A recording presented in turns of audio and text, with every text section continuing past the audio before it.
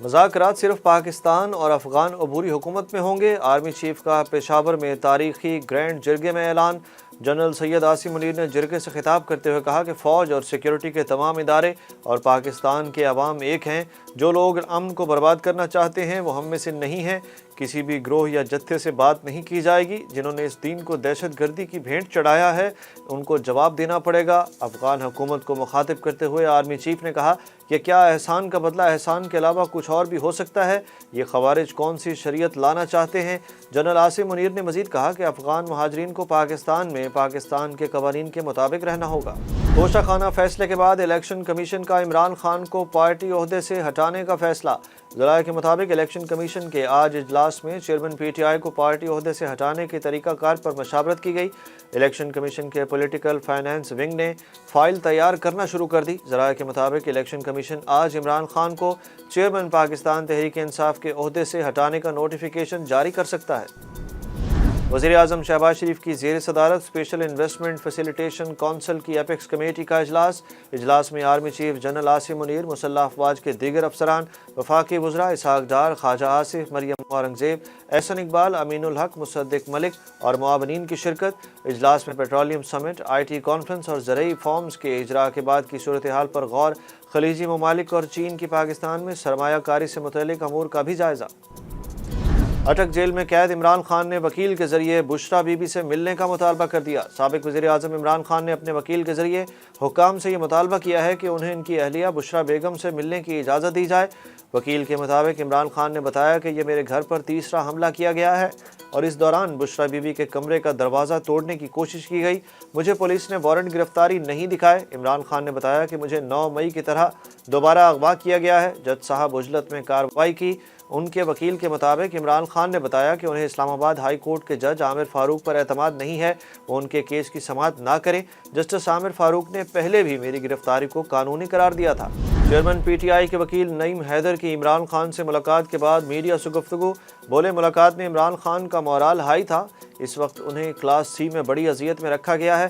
ان کا کہنا تھا کہ عمران خان نے انہیں بتایا کہ مجھے انہوں نے کلاس سی میں رکھا ہوا ہے، چھوٹا سا چکی والا کمرہ اور اوپن واش روم دیا گیا ہے، کمرے میں دن کو مکھیاں اور رات کو کیڑے ہوتے ہیں۔ عمران خان نے بتایا کہ میڈیا پر جا کر بتاؤ کہ مر جاؤں گا لیکن غلامی قبول نہیں کروں گا، ساری زندگی بھی جیل میں گزارنی پڑی تو گزار لوں گا، ٹی وی کی سہولت ہے نہ اخبار دیا گیا ہے۔ نعیم حیدر کے مطابق اس ملاقات میں انہوں نے عمران خان سے پاور آف اٹارنی اور وکالت نامے پر دستخط بھی کرا دیے ہیں۔ 9 مئی واقعات کی منصوبہ بندی کی مبینہ آڈیو سامنے آ گئی۔ 9 مئی کو فوج کے خلاف احتجاج کا فیصلہ P T I core committee نے کیا۔ مبینہ آڈیو لیک میں بڑا انکشاف۔ وزیر اعظم کے معاون خصوصی عطا تارڑ نے پی ٹی آئی رہنما سمسام بخاری کی 9 مئی کی منصوبہ بندی سے متعلق مبینہ گفتگو پریس کانفرنس میں سنوا دی۔ مبینہ آڈیو لیک میں سمسام بخاری کو ایک نجی محفل میں 9 مئی کے واقعات کے حوالے سے گفتگو کرتے سنا جا سکتا ہے۔ سمسام بخاری نے مبینہ آڈیو میں کہا کہ کور کمیٹی کی میٹنگ میں فیصلہ کیا گیا تھا کہ احتجاج پاک فوج کے خلاف کرنا ہے، صاحب کا حکم ہے کہ کور کمانڈر ہاؤس لازمی جانا ہے۔ عمران خان کی اٹک جیل سے اڈیالہ جیل منتقلی کی درخواست پر اسلام آباد ہائی کورٹ نے اعتراضات عائد کر دیے۔ اسلام آباد ہائی کورٹ کے رجسٹرار آفس نے دائرہ اختیار نہ ہونے کا اعتراض عائد کر دیا۔ وکالت نامے پر چیئرمین پی ٹی آئی کا دستخط نہ ہونے کا بھی اعتراض عائد کیا گیا۔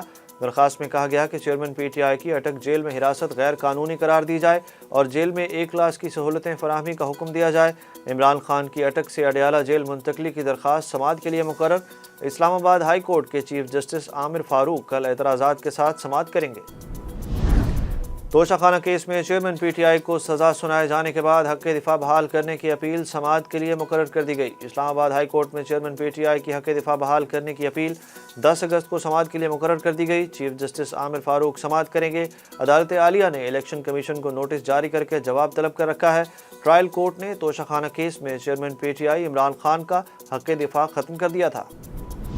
نگراں وزیر اعظم کی تقرری کا معاملہ آخری مراحل میں داخل۔ مسلم لیگ نون کے قائد نواز شریف نے نگراں وزیر اعظم کا نام فائنل کر لیا۔ اپوزیشن لیڈر سے ملاقات تک نگراں وزیر اعظم کے نام کو ظاہر نہ کرنے کی ہدایت بھی کر دی۔ ذرائع کے مطابق وزیر اعظم شہباز شریف اپوزیشن لیڈر سے آئندہ 36 گھنٹے میں ملاقات کریں گے۔